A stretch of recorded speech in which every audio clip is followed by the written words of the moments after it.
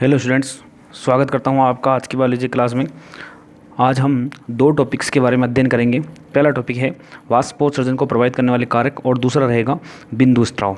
ठीक है, इससे पहले के वीडियो में हमने वाष्पोत्सर्जन की डेफिनेशन और उसके प्रकारों के बारे में अध्ययन किया था और रंध्र गति की क्रियाविधि के बारे में भी हमने अध्ययन किया था। ठीक है, आज हम पढ़ेंगे वाष्पोत्सर्जन को प्रभावित करने वाले कारक। तो देखिए कि वाष्पोत्सर्जन क्रिया को अनेक कारक प्रभावित करते हैं जिनको दो शीर्षकों में बांटा गया है। तो दो शीर्षक कौन से होते हैं? बाह्य कारक, आंतरिक कारक, यानी कि external factor and internal factor. तो सबसे पहले देखिए एक्सटर्नल फैक्टर, लाइट। पहला है एक्सटर्नल फैक्टर लाइट, कि प्रकाश प्रत्यक्ष व अप्रत्यक्ष दोनों रूपों से वाष्पोत्सर्जन को प्रभावित करता है। देखिए कि प्रत्यक्ष रूप से तो रंध्रों के खुलने, क्योंकि प्रकाश की उपस्थिति में ही रंध्र खुलते हैं, तो प्रत्यक्ष रूप से तो रंध्रों के खुलने व अप्रत्यक्ष रूप से तापक्रम में वृद्धि वाष्पोत्सर्जन दर को बढ़ाती है। जैसे जैसे तापक्रम बढ़ेगा, तापमान बढ़ने पर वाष्पोत्सर्जन की दर जो होती है वो भी बढ़ जाती है। ठीक है, इसीलिए जो गर्मियाँ होती हैं, गर्मियों में वाष्पोत्सर्जन अधिक होता है। अधिक क्यों होता है? क्योंकि तापक्रम में वृद्धि हो जाती है, इसलिए वाष्पोत्सर्जन की दर भी बढ़ जाती है। ठीक है, तो दूसरा देखिए, दूसरा है वायु, एयर।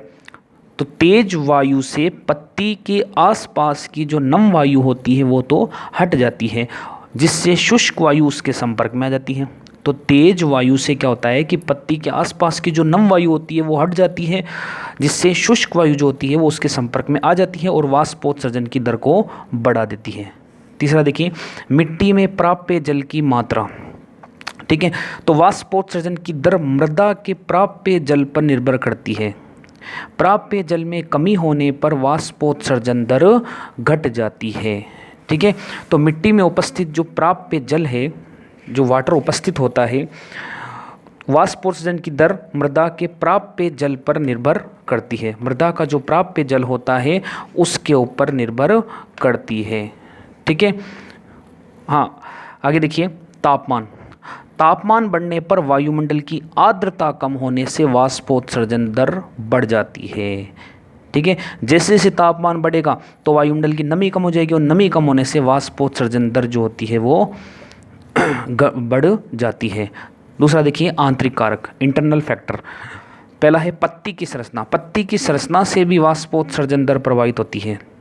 जैसे मरुद्भिद पादपों की पत्तियों की अधिचर्म क्यूटिकल मोम रोमोस से ढकी होती है और रंध्र निमग्न होते हैं, जिससे क्या होता है कि वाष्पोत्सर्जन की दर जो होती है वो कम होती है। ये लक्षण जो होते हैं वो वाष्पोत्सर्जन की दर को कम करते हैं।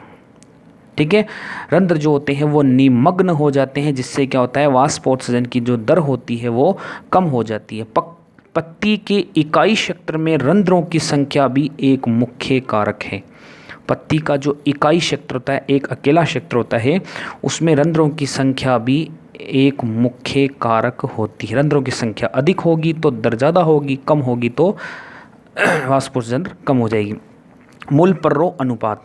मूल प्ररोह अनुपात से में वृद्धि से वाष्पोत्सर्जन में भी वृद्धि होती है। ठीक है, ये इसके कारक। तीसरा देखिए पत्ती का दिक् विन्यास। ठीक है, तो पत्ती का दिक् विन्यास जो होता है वो महत्वपूर्ण कारक है। देखिए किस प्रकार, पत्तियों का दिक् विन्यास यदि आपतित किरण के समकोण पर हो।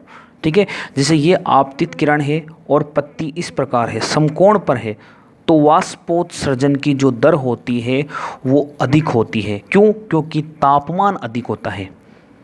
क्योंकि तापमान अधिक होता है। आपतित किरण यानी कि सूर्य की जो किरण है, आपतित किरण आने वाली पत्ती के ऊपर, आपतित किरण के समकोण पर हो, पत्ती का दिक् विन्यास, उसका जो दिक् विन्यास है वो जो है वो आपतित किरण के समकोण पर हो तो वाष्पोत्सर्जन दर अधिक होती है। लेकिन यदि पत्तियों का दिक् विन्यास आपतित किरण के समानांतर हो तो वाष्पोत्सर्जन दर कम होती है।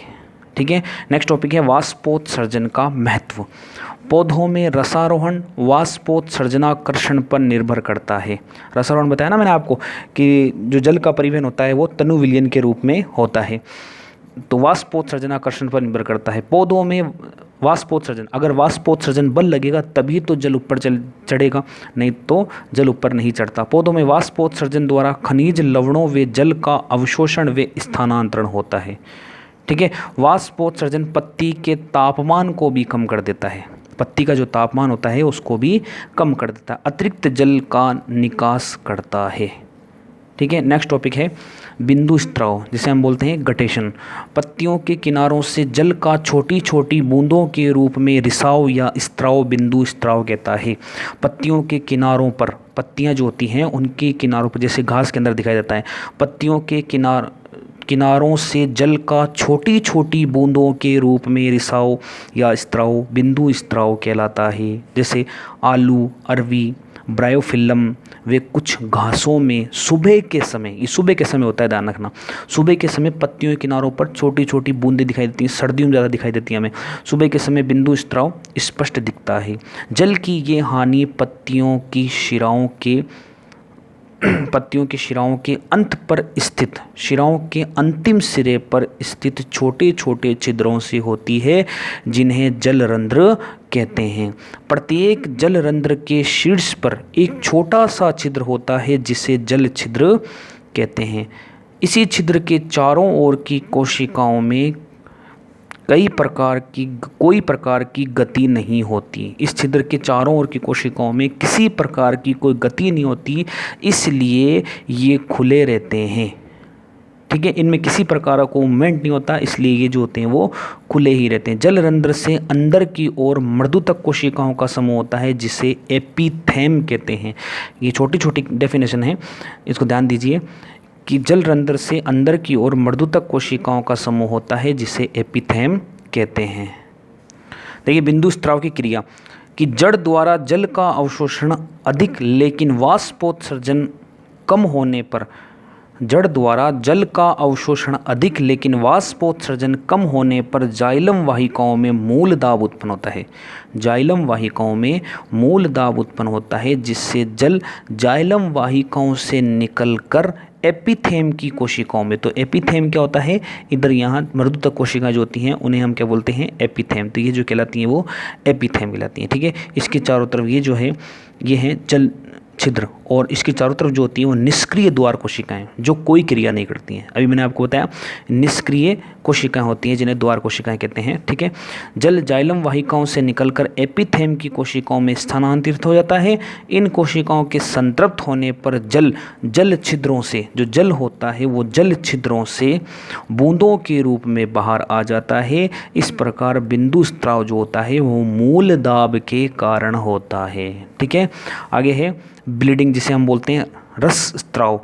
पौधे के कटे या क्षतिग्रस्त भाग से रस का बाहर आना रस स्राव कहलाता है। ठीक है, पौधों की जाइलम वाहिकाओं में रस मूल दाब के कारण धनात्मक तनाव में रहता है, जिससे जाइलम वाहिकाएं कट जाती हैं और इनका रिसाव बाहर होने लगता है। जैसे रबड़ के वृक्ष से होने वाला रिसाव को हम लेटेक्स कहते हैं। ठीक है, ये चैप्टर आपके कंप्लीट हो गया।